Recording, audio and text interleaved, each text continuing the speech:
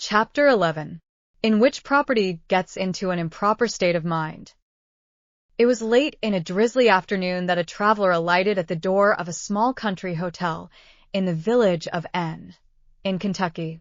In the barroom, he found assembled quite a miscellaneous company whom stress of weather had driven to harbor, and the place presented the usual scenery of such reunions. Great, tall, raw-boned Kentuckians, attired in hunting shirts, and trailing their loose joints over a vast extent of territory, with the easy lounge peculiar to the race, rifles stacked away in the corner, shot pouches, game bags, hunting dogs, and little Negroes, all rolled together in the corners, were the characteristic features in the picture. At each end of the fireplace sat a long-legged gentleman, with his chair tipped back, his hat on his head, and the heels of his muddy boots reposing sublimely on the mantelpiece, a position, we will inform our readers, decidedly favorable to the turn of reflection incident to Western taverns, where travelers exhibit a decided preference for this particular mode of elevating their understandings. Mine host, who stood behind the bar, like most of his countrymen, was great of stature, good-natured and loose-jointed, with an enormous shock of hair on his head, and a great tall hat on the top of that. In fact, everybody in the room bore on his head this characteristic emblem of man's sovereignty, whether it were felt hat, palm leaf, greasy beaver, or fine new chapeau, there it reposed with true republican independence. In truth, it appeared to be the characteristic mark of every individual. Some wore them tipped rakishly to one side. These were your men of humor, jolly, free and easy dogs. Some had them jammed independently down over their noses. These were your hard characters, thorough men, who, when they wore their hats, wanted to wear them, and to wear them just as they had a mind to. There were those who had them set far over back, wide-awake men, who wanted a clear prospect, while careless men, who did not know, or care, how their hats sat, had them shaking about in all directions. The various hats, in fact, were quite a Shakespearean study. Divers Negroes, in very free and easy pantaloons, and with no redundancy in the shirt line, were scuttling about, hither and thither, without bringing to pass any very particular results, except expressing a generic willingness to turn over everything in creation generally for the benefit of Mossar and his guests. Add to this picture a jolly, crackling, rollicking fire, going rejoicingly up a great wide chimney, the outer door and every window being set wide open, and the calico window curtain flopping and snapping in a good stiff breeze of damp raw air, and you have an idea of the jollities of a Kentucky tavern. Your Kentuckian of the present day is a good illustration of the doctrine of transmitted instincts and peculiarities. His fathers were mighty hunters, men who lived in the woods and slept under the free, open heavens, with the stars to hold their candles, and their descendant to this day always acts as if the house were his camp, wears his hat at all hours, tumbles himself about, and puts his heels on the tops of chairs or mantelpieces, just as his father rolled on the green sward, and put his upon trees and logs. Keeps all the windows and doors open, winter and summer, that he may get air enough for his great lungs, calls everybody stranger, with nonchalant bonhomie, and is altogether the frankest, easiest, most jovial creature living. Into such an assembly of the free and easy our traveler entered. He was a short, thick-set man, carefully dressed, with a round, good-natured countenance, and something rather fussy and particular in his appearance. He was very careful of his valise and umbrella, bringing them in with his own hands, and resisting, pertinaciously, all offers from the various servants to relieve him of them. He looked round the barroom with rather an anxious air, and, retreating with his valuables to the warmest corner, disposed them under his chair, sat down, and looked rather apprehensively up at the worthy whose heels illustrated the end of the mantelpiece, who was spitting from right to left, with a courage and energy rather alarming to gentlemen of weak nerves and particular habits. "I say, stranger, how are ye?" said the aforesaid gentleman, firing an honorary salute of tobacco juice in the direction of the new arrival. "Well, I reckon," was the reply of the other, as he dodged, with some alarm, the threatening honor. "Any news?" said the respondent, taking out a strip of tobacco and a large hunting knife from his pocket. Not that I know of, said the man. Chaw, said the first speaker, handing the old gentleman a bit of his tobacco, with a decidedly brotherly air. No, thank ye, it don't agree with me, said the little man, edging off. Don't, eh? Said the other, easily, and stowing away the morsel in his own mouth, in order to keep up the supply of tobacco juice for the general benefit of society. The old gentleman uniformly gave a little start whenever his long-sighted brother fired in his direction, and this being observed by his companion, he very good-naturedly turned his artillery to another quarter, and proceeded to storm one of the fire-irons with a degree of military talent fully sufficient to take a city. What's that? Said the old gentleman, observing some of the company formed in a group around a large handbill. Nigger advertised, said one of the company, briefly. M.R. Wilson, for that was the old gentleman's name, rose up, and, after carefully adjusting his valise and umbrella, proceeded deliberately to take out his spectacles and fix them on his nose, and, this operation being performed, read as follows. Ran away from the subscriber, my mulatto boy, George. Said George, 6 feet in height, a very light mulatto, brown curly hair, is very intelligent, speaks handsomely, can read and write, will probably try to pass for a white man, is deeply scarred on his back and shoulders, has been branded in his right hand with the letter H. I will give $400 for him alive, and the same sum for satisfactory proof that he has been killed. The old gentleman read this advertisement from end to end in a low voice, as if he were studying it. The long-legged veteran, who had been besieging the fire-iron, as before related, now took down his cumbrous length, and rearing aloft his tall form, walked up to the advertisement and very deliberately spit a full discharge of tobacco juice on it.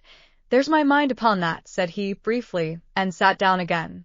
Why, now, stranger, what's that for? Said mine host. I'd do it all the same to the writer of that AR paper if he was here, said the long man, coolly resuming his old employment of cutting tobacco.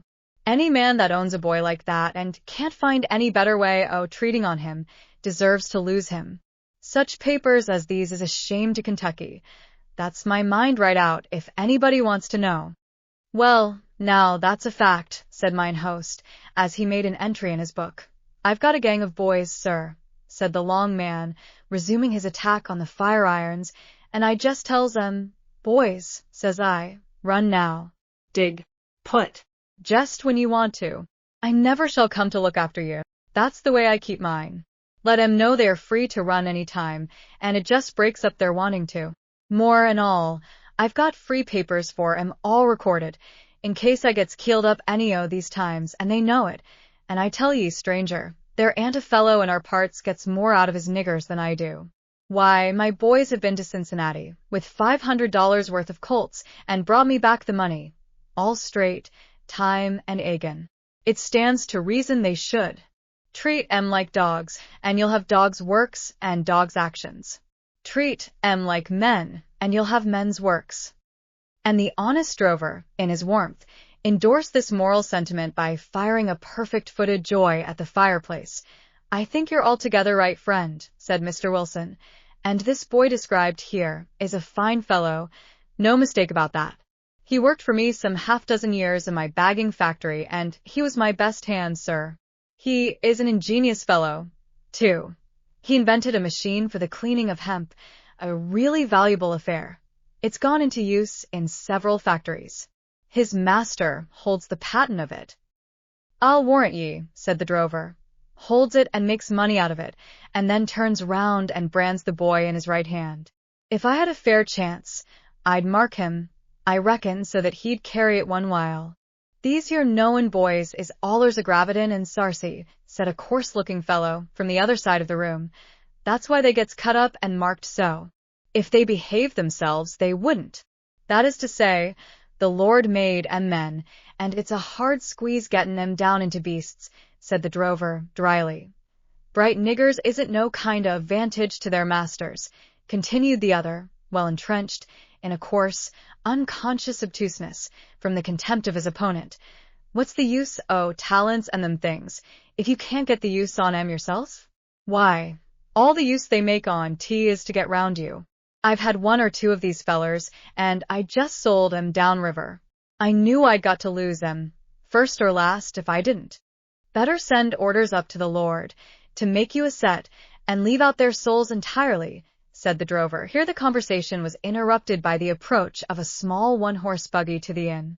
It had a genteel appearance, and a well-dressed, gentlemanly man sat on the seat, with a colored servant driving.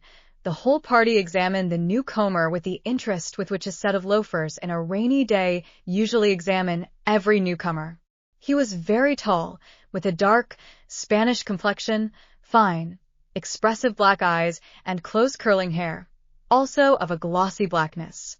His well-formed aquiline nose, straight thin lips, and the admirable contour of his finely formed limbs impressed the whole company instantly with the idea of something uncommon. He walked easily in among the company, and with a nod indicated to his waiter where to place his trunk, bowed to the company, and, with his hat in his hand, walked up leisurely to the bar and gave in his name as Henry Butter, Oaklands, Shelby County. Turning, with an indifferent air, he sauntered up to the advertisement and read it over. "Jim," he said to his man, "seems to me we met a boy something like this up at Beeman's, didn't we?" "Yes, Mossar," said Jim. "Only I ain't sure about the hand." "Well, I didn't look, of course," said the stranger with a careless yawn. Then, walking up to the landlord, he desired him to furnish him with a private apartment, as he had some writing to do immediately. The landlord was all obsequious, and a relay of about 7 negroes, old and young, male and female, little and big, were soon whizzing about, like a covey of partridges, bustling, hurrying, treading on each other's toes, and tumbling over each other, in their zeal to get Mossar's room ready, while he seated himself easily on a chair in the middle of the room, and entered into conversation with the man who sat next to him. The manufacturer, Mr. Wilson, from the time of the entrance of the stranger, had regarded him with an air of disturbed and uneasy curiosity. He seemed to himself to have met and been acquainted with him somewhere, but he could not recollect. Every few moments, when the man spoke, or moved, or smiled, he would start and fix his eyes on him, and then suddenly withdraw them, as the bright, dark eyes met his with such unconcerned coolness. At last, a sudden recollection seemed to flash upon him, for he stared at the stranger with such an air of blank amazement and alarm that he walked up to him. "Mr. Wilson, I think," said he in a tone of recognition, and extending his hand. "I beg your pardon, I didn't recollect you before. I see you remember me, Mr. Butler, of Oaklands, Shelby County." Yes, sir," said Mr. Wilson, like one speaking in a dream. Just then a Negro boy entered, and announced that Mossar's room was ready. "Jim, see to the trunks," said the gentleman negligently. Then, addressing himself to Mr. Wilson, he added, "I should like to have a few moments' conversation with you on business, in my room, if you please."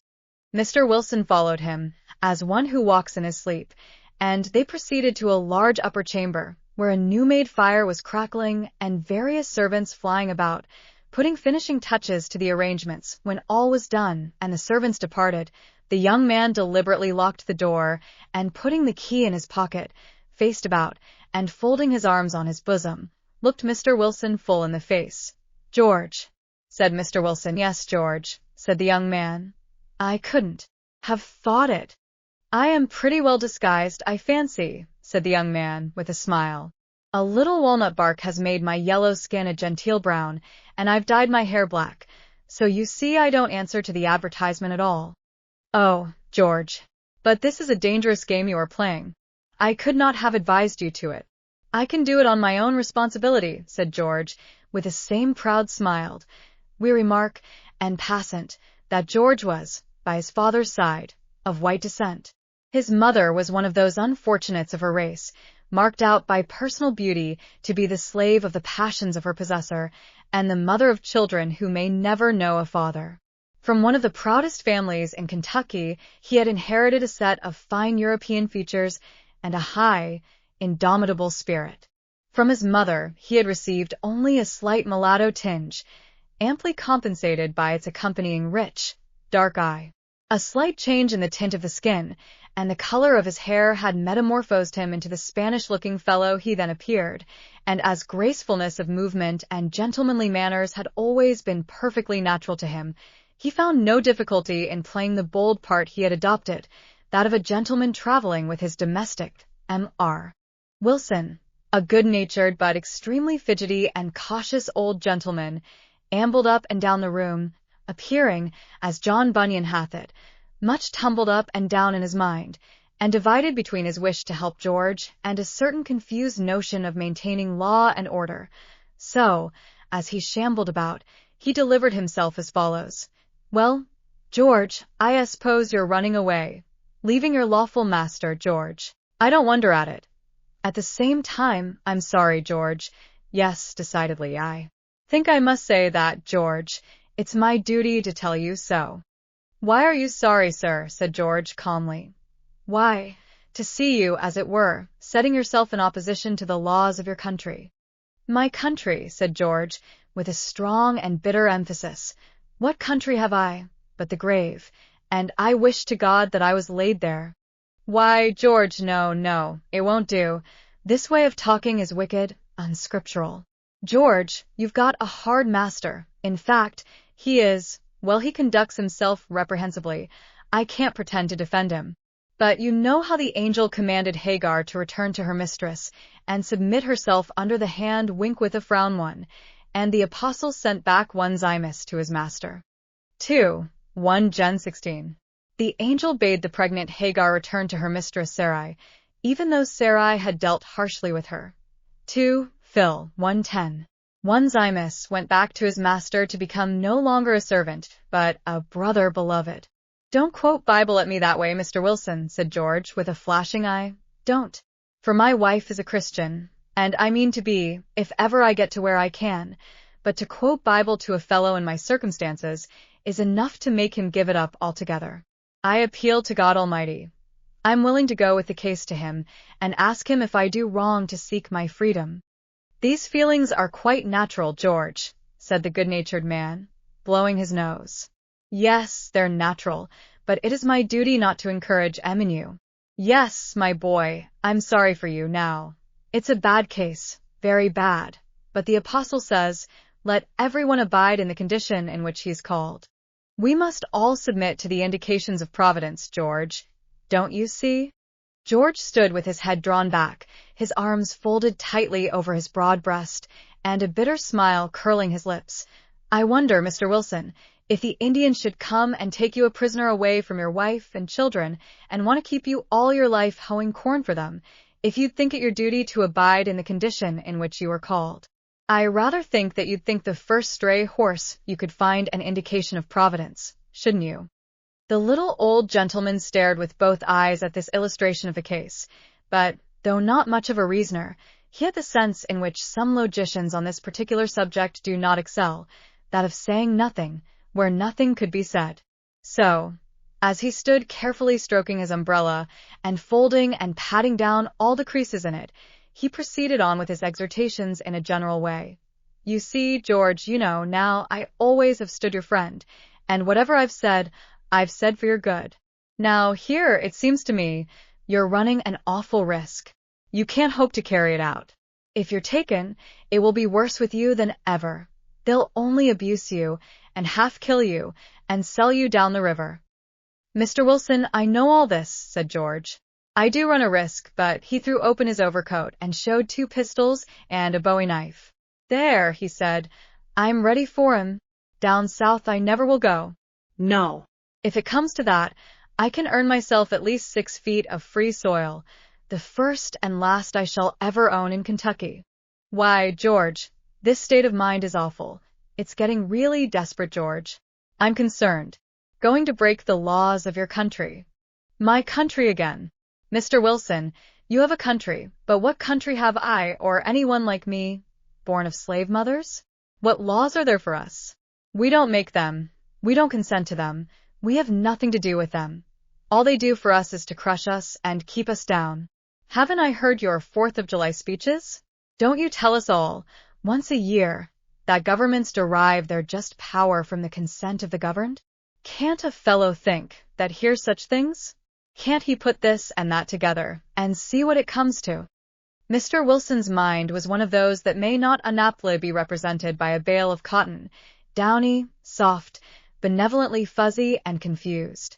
He really pitied George with all his heart, and had a sort of dim and cloudy perception of the style of feeling that agitated him, but he deemed it his duty to go on talking good to him with infinite pertinacity. "George, this is bad. I must tell you, as a friend, you'd better not be meddling with such notions. They are bad, George, very bad, for boys in your condition, very." And Mr. Wilson sat down to a table and began nervously chewing the handle of his umbrella. "See here, now, Mr. Wilson," said George, coming up and sitting himself determinately down in front of him. "Look at me, now. Don't I sit before you, every way, just as much a man as you are? Look at my face, look at my hands, look at my body," and the young man drew himself up proudly. "Why am I not a man, as much as anybody? Well, Mr. Wilson, hear what I can tell you.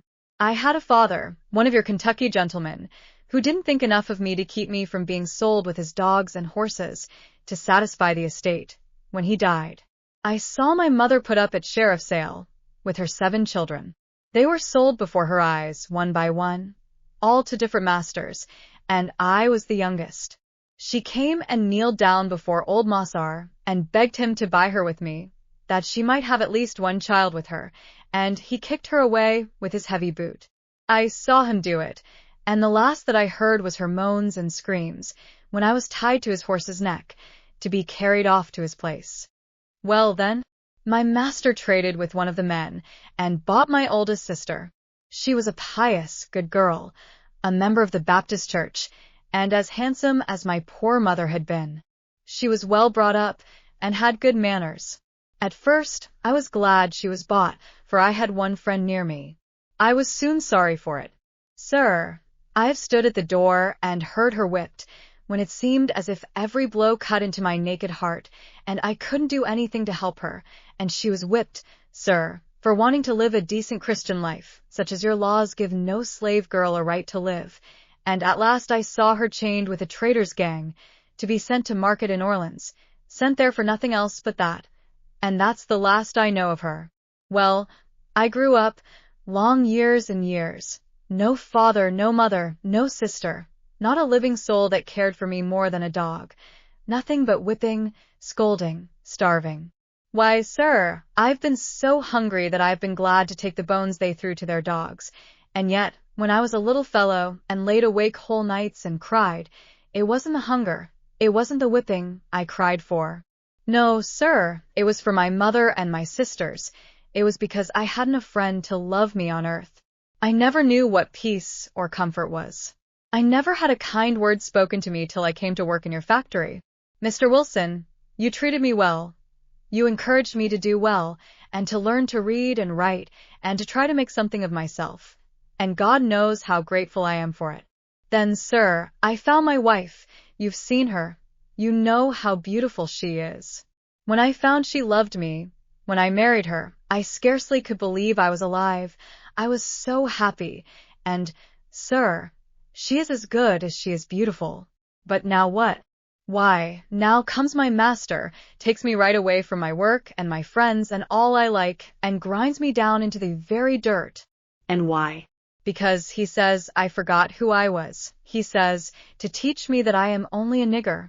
After all, and last of all, he comes between me and my wife, and says I shall give her up, and live with another woman. And all this your laws give him power to do, in spite of God or man. Mr. Wilson, look at it. There isn't one of all these things that have broken the hearts of my mother and my sister and my wife and myself, but your laws allow, and give every man power to do, in Kentucky, and none can say to him nay. Do you call these the laws of my country? Sir, I haven't any country, any more than I have any father. But I'm going to have one. I don't want anything of your country, except to be let alone, to go peaceably out of it, and when I get to Canada, where the laws will own me and protect me, that shall be my country, and its laws I will obey. But if any man tries to stop me, let him take care, for I am desperate.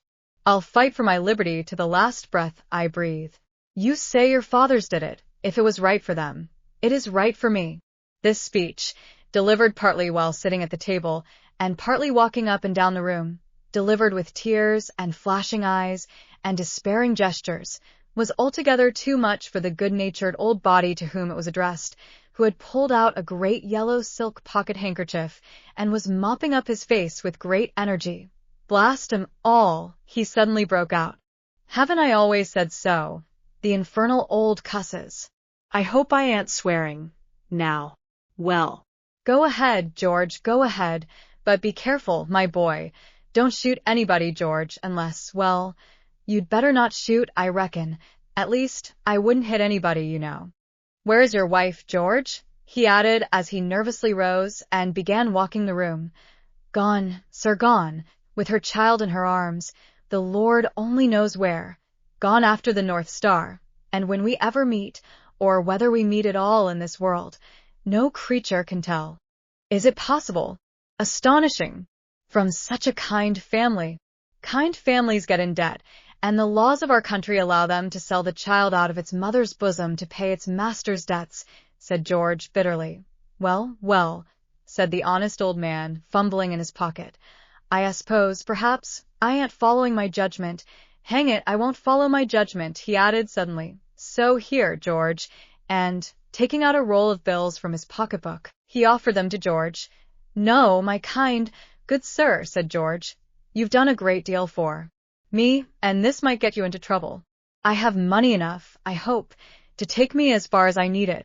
"No, but you must, George. Money is a great help everywhere.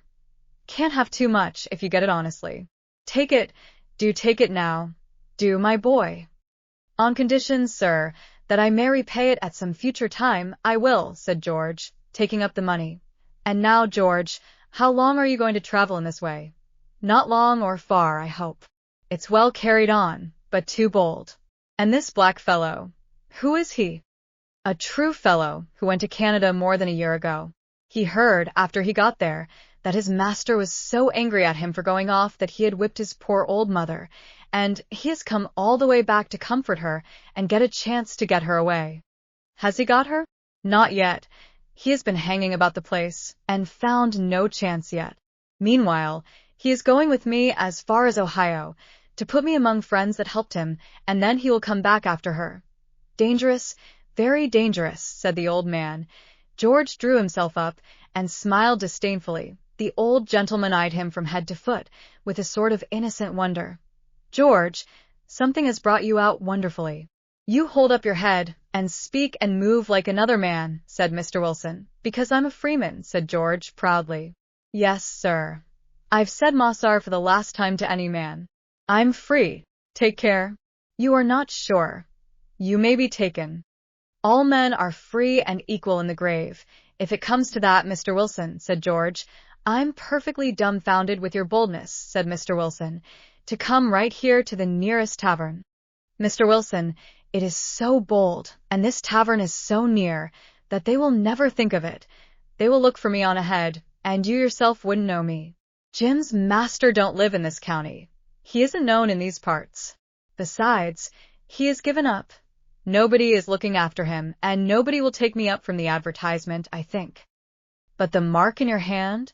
George drew off his glove and showed a newly healed scar in his hand. "That is a parting proof of Mr. Harris's regard," he said scornfully. "A fortnight ago, he took it into his head to give it to me because he said he believed I should try to get away one of these days. Looks interesting, doesn't it?" he said, drawing his glove on again. "I declare my very blood runs cold when I think of it. Your condition and your risks," said Mr. Wilson. "Mine has run cold a good many years, Mr. Wilson.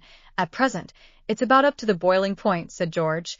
"Well, my good sir," continued George after a few moments' silence, "I saw you knew me. I thought I'd just have this talk with you, lest your surprised looks should bring me out. I leave early tomorrow morning before daylight. By tomorrow night, I hope to sleep safe in Ohio. I shall travel by daylight, stop at the best hotels, go to the dinner tables with the lords of the land. So, goodbye, sir. If you hear that I'm taken, you may know that I'm dead." George stood up like a rock and put out his hand with the air of a prince. The friendly little old man shook it heartily, and after a little shower of caution, he took his umbrella and fumbled his way out of the room. George stood thoughtfully looking at the door as the old man closed it. A thought seemed to flash across his mind. He hastily stepped to it and opening it said, "Mr. Wilson, one word more." The old gentleman entered again, and George, as before, locked the door, and then stood for a few moments looking on the floor, irresolutely. At last, raising his head with a sudden effort, "Mr. Wilson, you have shown yourself a Christian in your treatment of me. I want to ask one last deed of Christian kindness of you." "Well, George." "Well, sir, what you said was true.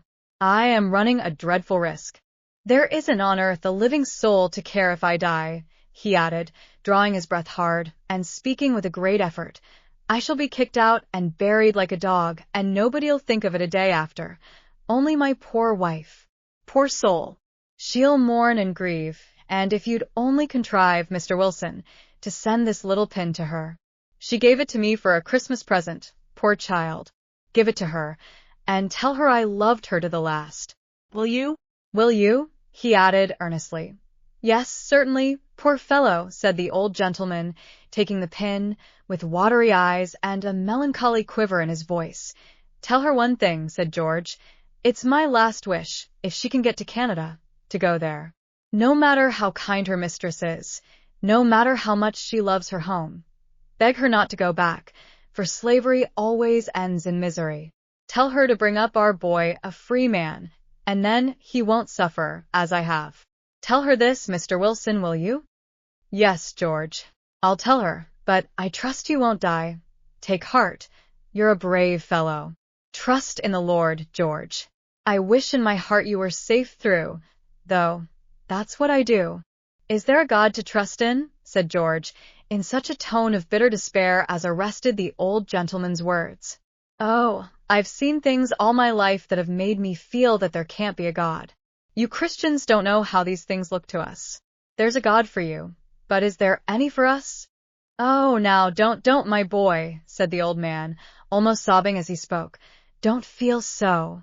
There is. Clouds and darkness are around about him, but righteousness and judgment are the habitation of his throne. There's a God, George. Believe it, trust in him, and I'm sure he'll help you. Everything will be set right, if not in this life, in another." The real piety and benevolence of the simple old man invested him with a temporary dignity and authority as he spoke. George stopped his distracted walk up and down the room, stood thoughtfully a moment, and then said quietly, "Thank you for saying that, my good friend. I'll think of that."